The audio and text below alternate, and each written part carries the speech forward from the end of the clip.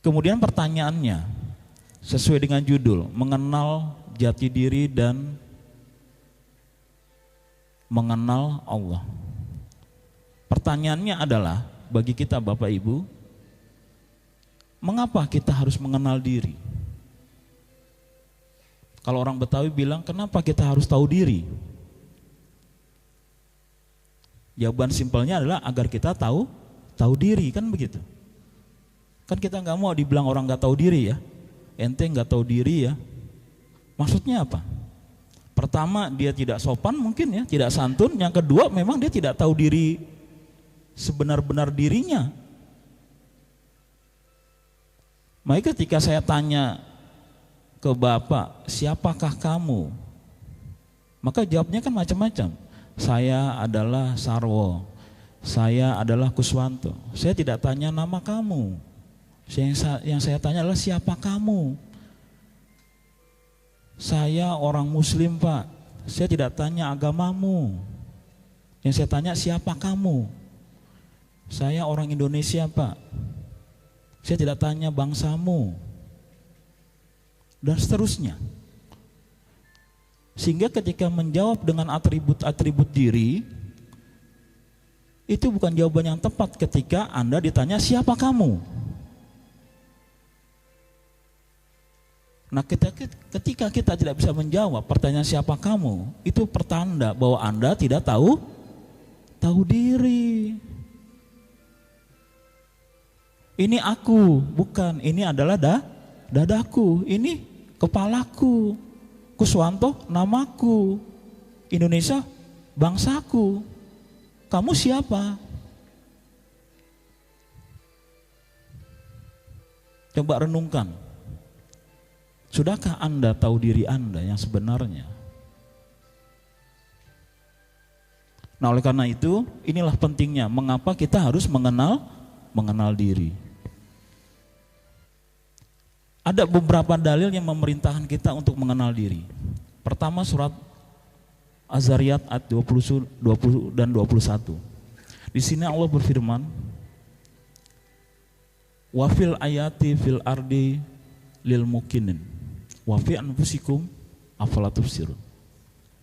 Dan pada ardi, pada luasnya bumi ini terdapat ayat-ayat pada orang yang yakin.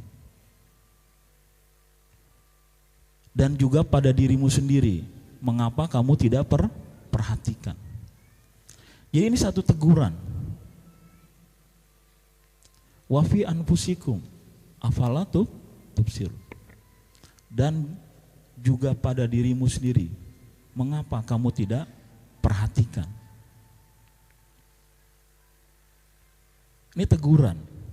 Kita selama ini mengenali ayat-ayat Allah di muka bumi ini. Sehingga berkembanglah ilmu pengetahuan sampai saat ini. Kemudian juga mengenal tanda-tanda Allah di dalam diri. Sehingga berkembanglah ilmu tentang biologi, anatomi tubuh dan sebagainya. Tetapi diri yang sebenarnya diri tetap menjadi rahasia sampai saat ini. Nah, ini yang akan kita kaji dalam forum ini. Kemudian ada beberapa ayat lagi.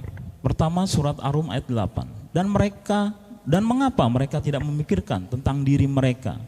Allah tidak menjandikan langit dan bumi dan apa yang ada di antara keduanya, melainkan dengan tujuan yang benar dan waktu yang ditentukan. Jadi Allah memerintahkan kita untuk memikiri, mentafakuri diri ini.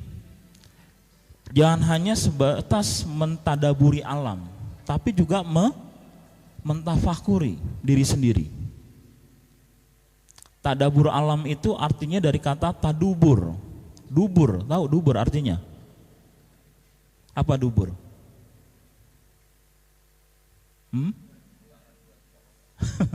Kenapa kok jadi tadabur alam? Kan ada ya acara di Youth Center ya, tadabur alam ya. Itu artinya apa? Itu dari kata tadubur, dubur. Artinya apa? Belakang. Jadi kita mengkaji tentang bagaimana awal mula terjadinya alam ini. Itu namanya tadabbur alam, itu loh.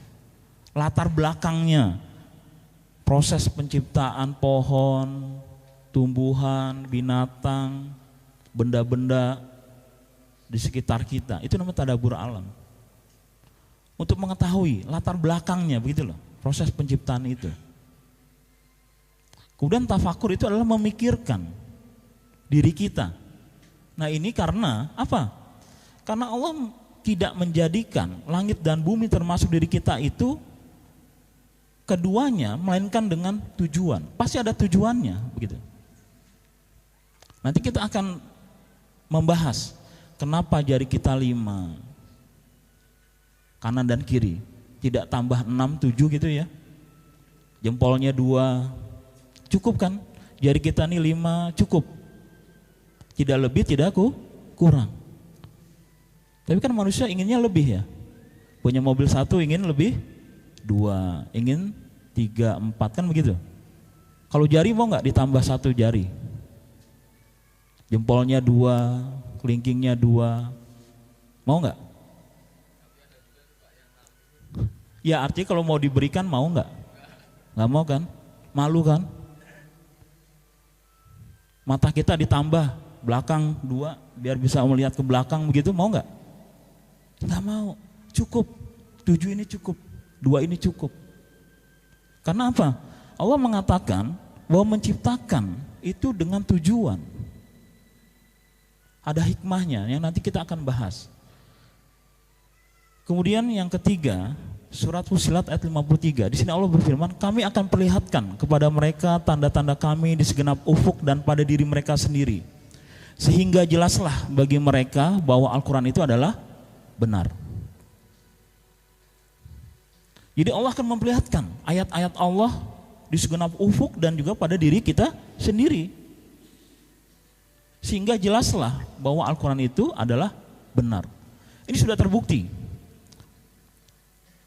Saat ini ternyata apa yang diinformasikan dalam Al-Quran ribuan tahun yang lalu bisa dibuktikan oleh ilmu pengetahuan saat ini. Silakan baca buku banyak sekali sehingga menambah keyakinan kita bahwa Al-Quran itu adalah benar.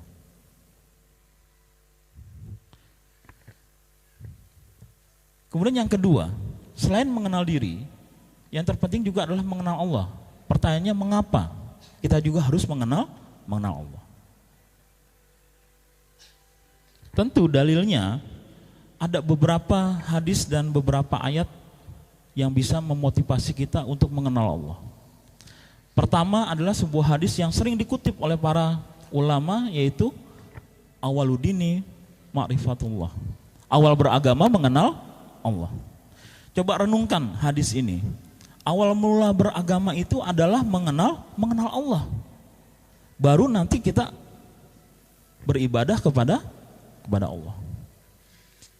Mengapa Rasulullah tidak mengatakan awal mula beragama itu adalah menyembah Allah, tetapi diperintah untuk mengenal Allah? Karena tanpa mengenal Allah, maka penyembahan kita tidak tepat sasaran, kurang lebih seperti itu. Makanya dalam sebuah hadis, Rasulullah pernah ditanya oleh sahabat, wahai Rasulullah, apakah amalan yang paling utama? Rasulullah menjawab, ilmu ma'rifatullah. Kemudian sahabat itu bertanya lagi, ilmu apa yang paling utama ya Rasulullah? Kemudian Rasulullah menjawab, ilmu ma'rifatullah. Sahabat itu rupanya menyangka Rasulullah salah tanggap. Wahai Rasulullah, kami bertanya tentang amalan, sedang engkau menjawab tentang ilmu. Kemudian Rasulullah menjawab, sesungguhnya sedikit amalan akan bermanfaat bila disertai dengan ilmu mengenal Allah. Dan banyak amalan tidak bermanfaat bila disertai dengan kejahilan tentang Allah. Jelas ya? Jadi di sini amal yang kita lakukan tapi disertai dengan kebodohan kita dalam mengenal Allah, itu sedikit manfaat. Tapi sedikit amalan disertai dengan ma'rifatullah itu banyak manfaat, apalagi banyak amalan, kira-kira begitu. Inilah pentingnya ma'rifatullah.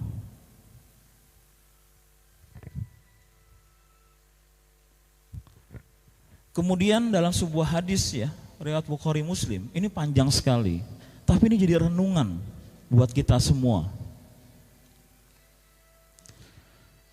Suatu saat dalam sebuah diskusi, khalayak umum bertanya kepada Rasulullah, apakah mereka dapat melihat Allah?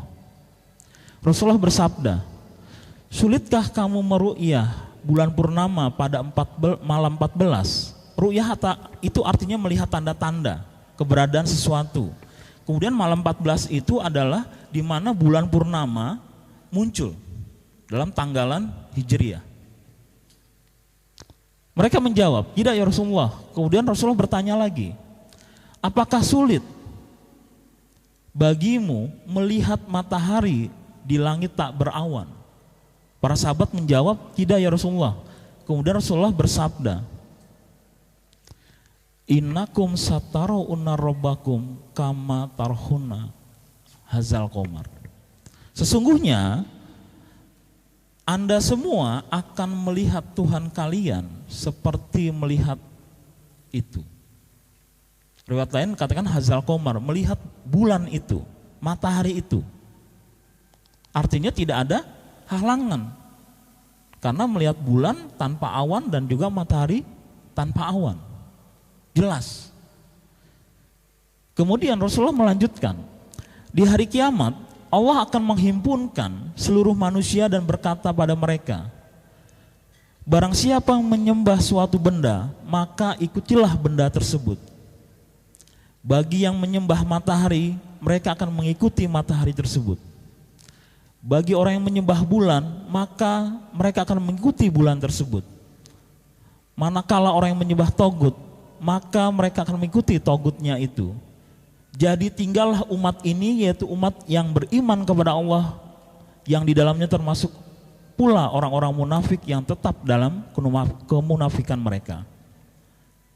Lalu Allah mendatangi mereka dengan gambaran, surah atau citra yang tidak mereka kenali, dan berfirman kepada mereka, akulah Tuhanmu. Mereka berkata, kami berlindung kepada Allah dari tipu dayamu.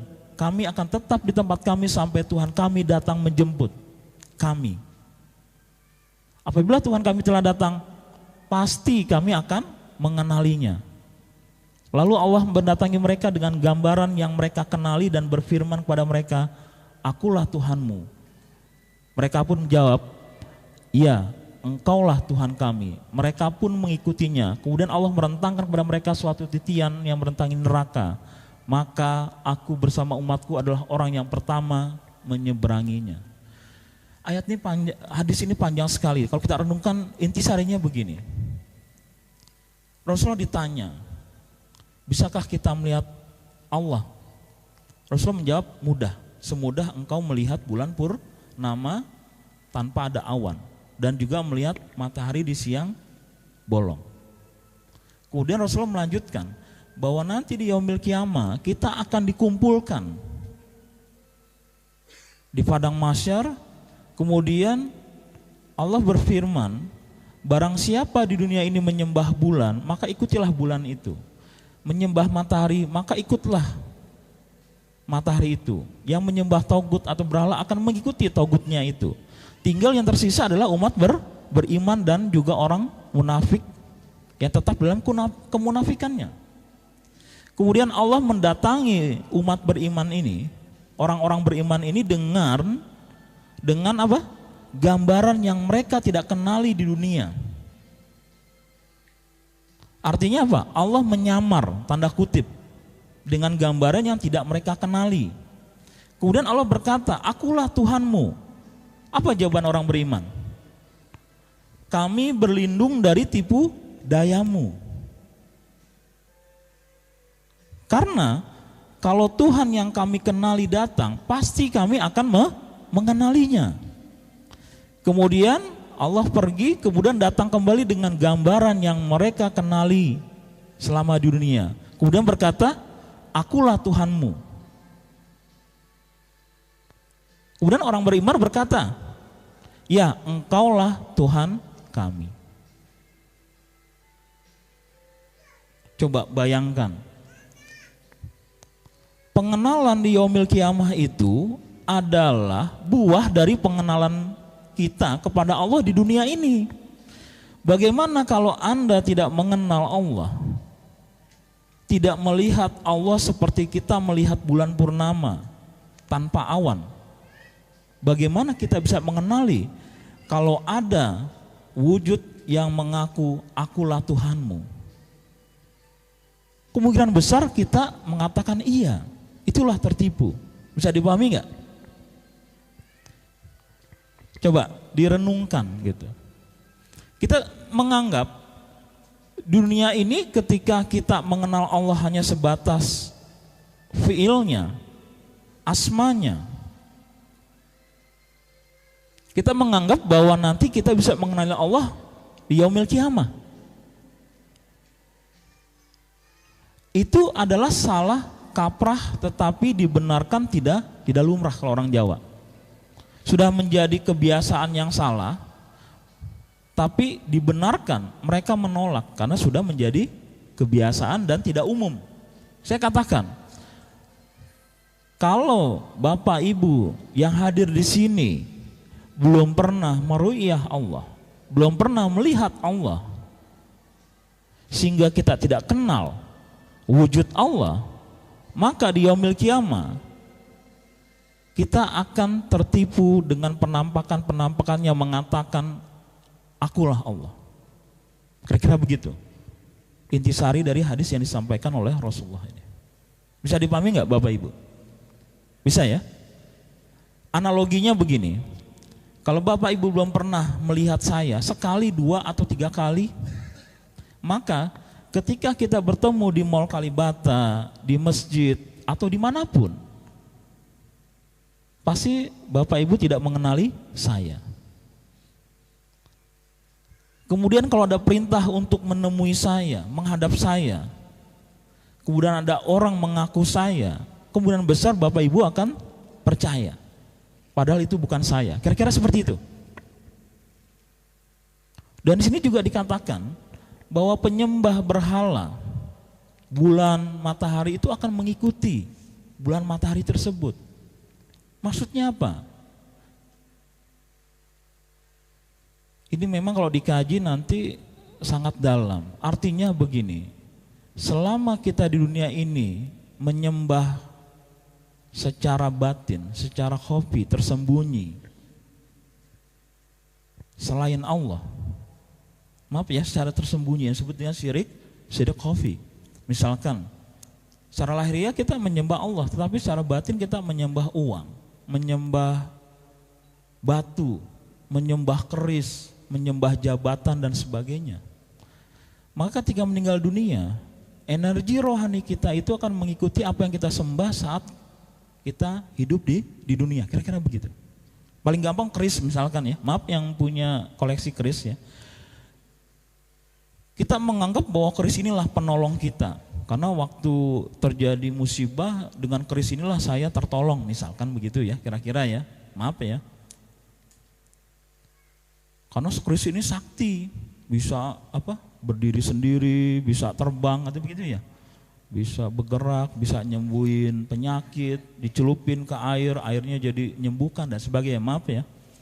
Kemudian kita akhirnya mempercayai bahwa kekuatan itu berasal dari keris ini. Padahal kita sudah menegaskan bahwa la haula wala quwata illa billah gitu loh.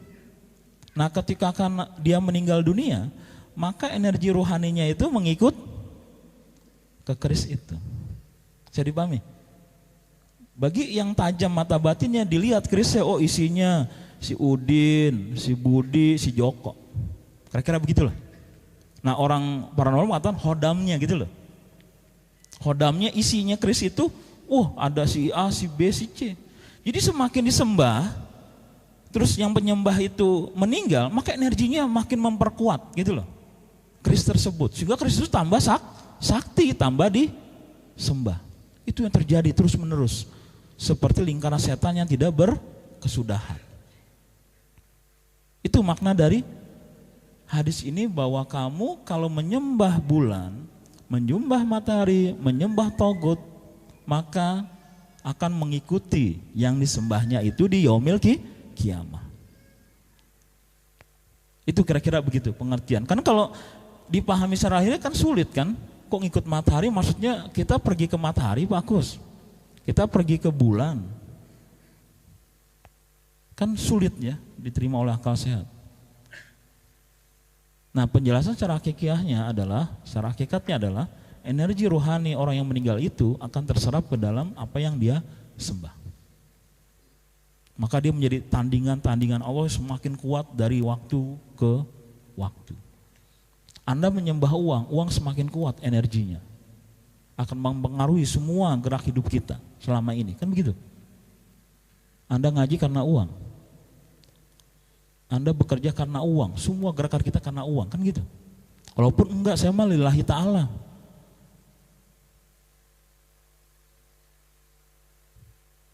Tapi di dalam diri belum tentu. Nah, itu waspada dengan syirik yang tersembunyi tersebut. Nah, inilah pentingnya kita mengenal Allah. Cukup untuk motivasi kita untuk mengenal Allah dalam arti yang sebenar-benarnya.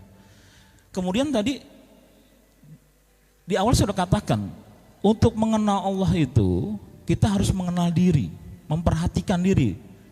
Wa fi anfusikum afala tubsirun, dan pada dirimu sendiri apakah engkau tidak perhatikan? Karena ada hubungan yang erat antara mengenal diri dengan mengenal ilahi, mengenal Allah.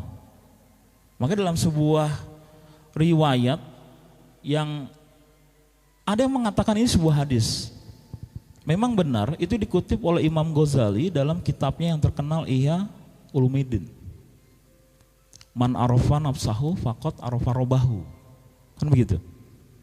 Tapi saya lacak di kitab-kitab hadis itu sebenarnya tidak ada. Makanya dikatakan itu sebagai hadis yang palsu. Silakan saja mengatakan seperti itu. Tetapi Imam Ghazali tentu mengutip kalimat man arafa nafsahu faqad arafa robbahu itu tentunya berdasarkan mungkin ilham dari ayat-ayat yang tadi kita sampaikan tadi. Surat Az-Zariyat misalkan. Tadi ayat 21, wa fi anfusikum afala tubsirun. Dan pada dirimu sendiri, mengapa kamu tidak perhatikan? Mungkin dari sana gitu loh. Sehingga muncullah kalimat, barang siapa kenal dirinya maka akan kenal Tuhannya. Kemudian dilanjutkan, barang siapa sudah kenal Tuhannya maka akan bodohlah dirinya.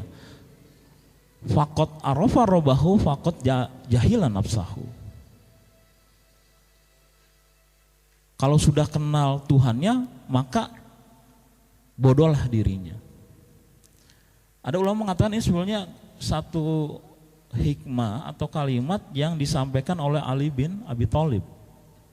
Jadi para ulama berbeda pendapat dengan kalimat man arafa nafsahu faqad arafa robbahu. Wa man arafa robbahu faqad jahilan nafsahu, ini berbeda pendapat. Tapi ini menjadi tema sentral dalam dunia tasawuf khususnya dan kajian ilmu ma'rifat. Nah, oleh karena itu marilah kita kenali diri. Tentunya diri kita terbagi dua ya Bapak Ibu ya. Diri yang bersifat jasmani dan rohani. Nanti akan muncul akal, kolbu dan sebagainya, itu nanti kita akan bahas lebih lanjut. Intinya adalah diri ini terdiri dari dua bangunan, yaitu bangunan jasmani dan rohani. Kita kenali dulu bangunan yang bersifat jasmani. Ini adalah bangunan yang paling terbaik yang diciptakan oleh Allah. Ini disyaratkan dalam surat At-Tin ayat 4, sesungguhnya kami telah ciptakan tubuh manusia dalam bentuk yang sebaik-baiknya. Ini tubuh manusia yang hadir di sini ini adalah bentuk yang terbaik gitu loh. Cuma kadang kita tidak mensyukuri penciptaan badan kita yang terbaik ini. Sehingga diservis sana sini ya Bu ya, hidung yang pesek dimancungin, terus apa lagi? Rambutnya disambung, matanya yang sipit dibeloin, yang belok disipitin, kuping dicaplangin, dan sebagainya. Nggak puas. Operasi plastik katanya ya. Saya juga bingung kok pakai plastik ya, plastik apa gitu. Dioperasi sehingga ingin sempurna. Padahal Allah mengatakan sesungguhnya kami telah menciptakan manusia itu dengan bentuk yang sebaik-baiknya. Kita kadang iri melihat film-film fiksi ilmiah ya, yang bisa keluar tanduk di kepalanya kayak Hellboy ya, Hellboy ada yang film. Tuh anak-anak tuh kan tanduknya. Terus X-Men yang keluar apa? Macem-macem deh gitu ya. Kita kadang ngiri gitu, bisa terbang dan sebagainya. Padahal inilah yang terbaik gitu loh. Coba saya sekali bercermin, ngaca gitu. Ternyata diri aku ini yang terbaik. Dan harus diingat bahwa setiap penciptaan tubuh itu bersifat wahdaniyah, tunggal. Nggak ada yang mirip di dunia ini dengan diri kita. Walaupun dia kembar identik sekalipun, pasti ada perbedaannya. Makanya Syekh Abdul Qadir Jilani mengatakan, ya Allah, engkaulah yang esa di langit dan aku yang esa di bumi. Artinya secara hakikat belum menegaskan bahwa tubuh manusia ini sifatnya tunggal gitu loh. Nggak ada yang sama 100%. Walaupun dia kembar identik sekalipun. Itu berbeda. Nggak ada yang sama dengan saya. Itulah Anda ini tunggal dan terbaik. Jadi nggak usah iri dengan tubuh orang lain. Kita ini unik gitu loh. Nah ini coba dikenali, ngaca sekali. Cuma ngaca bukan untuk dandan atau ini ya, kenali. Oh ternyata rambut saya tinggal 1-2 helai, kayak saya misalkan. Kemudian hidung saya dan sebagainya. Nah dalam pendidikan TK ada nyanyian untuk mengenali diri. Sering dinyanyikan. Itu sebetulnya maknanya dalam, cuma sederhana. Lagunya bagaimana? Ibu-ibu. 2 mata saya, kiri dan kanan, kan begitu. Itu sudah lagu untuk mengenal diri. Coba periksa matanya 2 atau 3 gitu loh. Kupingnya 2 atau 3, tangannya 2 atau 3 dan seterusnya. Itu paling sederhana mengenal diri sebetulnya. Dan itu semua adalah terbaik buat kita. Dalam Al-Quran yang diturunkan 1600 tahun yang lalu, Allah sudah mengisyaratkan proses pembentukan jasmani manusia yang akhirnya terbukti saat ini dalam ilmu embriologi, bahwa sesungguhnya telah kami ciptakan manusia dari saripati tanah, kemudian menjadikan saripati tanah itu air mani yang ditempatkan dengan kokoh di tempat yang teguh. Kemudian air mani itu kami jadikan segumpal darah, dari segumpal darah itu kami jadikan segumpal daging. Kami jadikan pula tulang belulang, kemudian tulang belulang itu kami bungkus dengan daging. Ternyata ini adalah proses penciptaan jasmani manusia. Dan itu dibuktikan, padahal kita ingat bahwa turunnya ayat ini belum ada yang namanya alat-alat canggih kedokteran yang bisa merekam proses perkembangan itu. Atau sekarang namanya apa? USG atau scan. Tapi ini terbukti. Luar biasa ayat ini. Banyak para dokter barat masuk Islam karena membaca ayat ini. Mereka merenungkan bahwa ayat ini benar, padahal diturunkan 1500 tahun yang lalu. Kemudian jasmani manusia, kalau kita berdiri, kita lihat bahwa yang paling tertinggi itu adalah kepala manusia. Kenapa kepala itu diciptakan di atas, tidak di pantat gitu? Tentunya ini berkaitan dengan ketinggian organ tubuh tersebut. Seorang bayi lahir kemungkinan tidak mempunyai organ tubuh lain selain kepala, itu besar. Ada yang lahir tanpa tangan, tanpa kaki, tanpa jantung, tanpa hati yang sempurna, dan seterusnya. Tapi mereka tetap hidup. Tapi adakah bayi yang lahir tanpa kepala terus hidup? Tidak ada. Karena kepala ini yang ditinggikan oleh Allah. Kalau orang Betawi bilang nih, kepala gue dipiterain, kan gitu ya, dipiterain. Artinya apa? Ditinggikan. Makanya yang membedakan manusia dengan hewan adalah di kepala.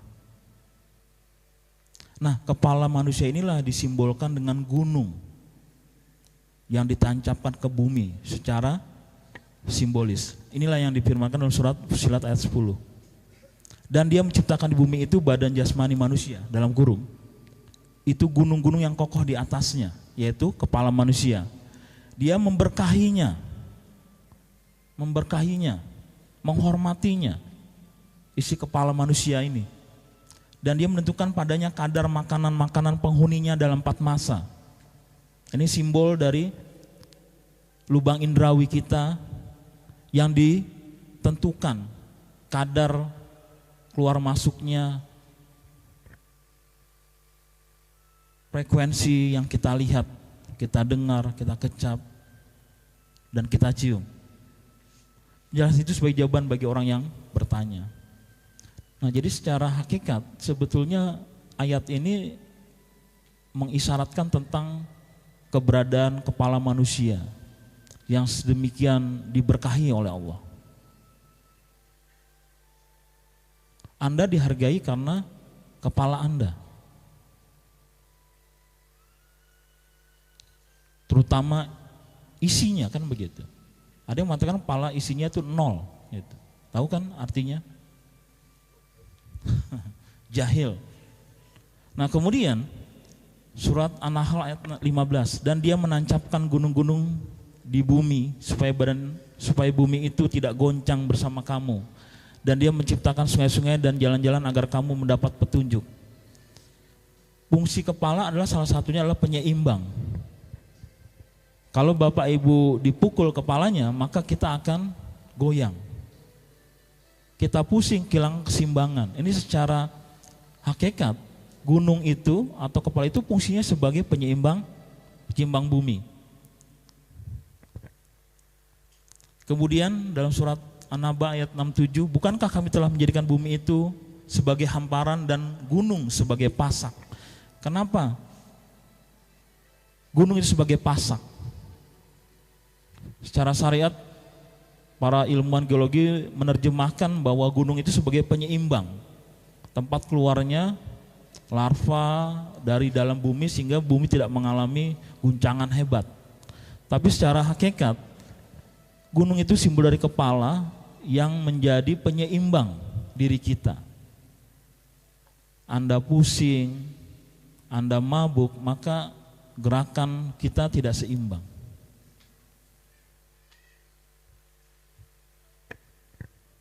Kemudian dalam surat Al-Anbiya ayat 31, dan telah kami jadikan di bumi ini gunung yang kokoh supaya bumi tidak goncang bersama mereka, dan telah kami jadikan pula di bumi itu jalan-jalan yang luas agar mereka mendapat petunjuk. Di dalam kepala manusia ini banyak petunjuk yang akan diberikan Allah melalui mendengar, melihat, dan merasa. Semua masuk melalui kepala kita. Apa jadinya ketika manusia tidak mempunyai kepala? Hilang petunjuk-petunjuk itu.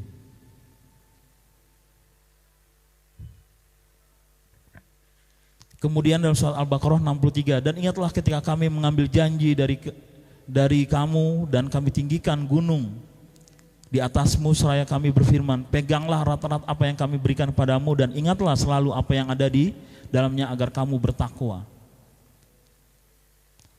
Secara syariat ini terjemahkan sebagai Gunung Tursina, tempat tajalinya ilahi saat Musa bermunajat untuk diperlihatkan penampakan atau tajali ilahi di Gunung Tursina. Tapi secara hakikat ini simbol dari bahwa kepala manusia ini ditinggikan oleh Allah. Kemudian Allah memerintahkan untuk memegang, memanfaatkan dengan kuat potensi yang ada di kepala manusia. Terutama potensi indrawi yang ada di kepala untuk melihat, mendengar, dan merasa melalui hidung dan juga pengecapan. Itulah yang membuat pengetahuan kita kepada Allah semakin meningkat dan menambah kita beriman kepada Allah. Makanya dalam kajian hakikat, Tursin itu diterjemah sebagai gunungnya manusia. Tur itu artinya bukit atau gunung, Sin itu adalah manusia. Bapak Ibu kalau mempunyai terjemah Al-Quran, karangan Bakhtiar Surin misalkan, atau Holy Quran yang ditafsir oleh Maulana Ali, maka surat 36 Yasin, wahai Sin, itu diterjemahkan dengan manusia, wahai manusia. Itu adalah dialek suku Tai di Arab Saudi. Jadi ketika memanggil hai manusia, atau kalau bahasa kita hai men gitu loh, hai bung, itu dengan Yasin. Sehingga terjemahkan Yasin itu wahai manusia. Tursin artinya gunungnya manusia. Itulah yang ditinggikan Allah, kemudian disuruh pegang erat-erat. Artinya memanfaatkan potensi yang ada di kepala kita. Yang kedua, itu berkaitan dengan teknik untuk menemui Allah. Saya nggak bisa dibahas ini, nanti suatu saat kita akan bahas bagaimana cara memegang kepala kita. Nah, inilah organ tubuh manusia, ya. Yang terpenting yaitu kepala. Nah, kemudian ketika ilmu pengetahuan berkembang sampai saat ini, sehingga ilmu tentang biologi itu berkembang, akhirnya diketahui bagaimana fungsi-fungsi organ tubuh manusia, mulai dari jantung, hati, ginjal, dan sebagainya, sampai yang disebut dengan kepala manusia. Di dalamnya ada sebuah organ yang dinamakan otak. Nah, ketika ilmuwan mempelajari otak manusia, ternyata disinilah terkuak rahasia-rahasia yang selama ini disembunyikan. Sehingga para ilmuwan saat ini mempunyai tafsiran baru tentang otak yang dihubungkan dengan kolbu. Kita tahu bahwa umat Islam sejak dulu menganggap bahwa kolbu itu adalah hati, segumpal daging berupa hati. Tapi dengan pengetahuan brainomie, ilmu keotakan, maka disimpulkan bahwa ternyata yang disyaratkan dalam sebuah hadis Nabi itu bukan hati tetapi otak.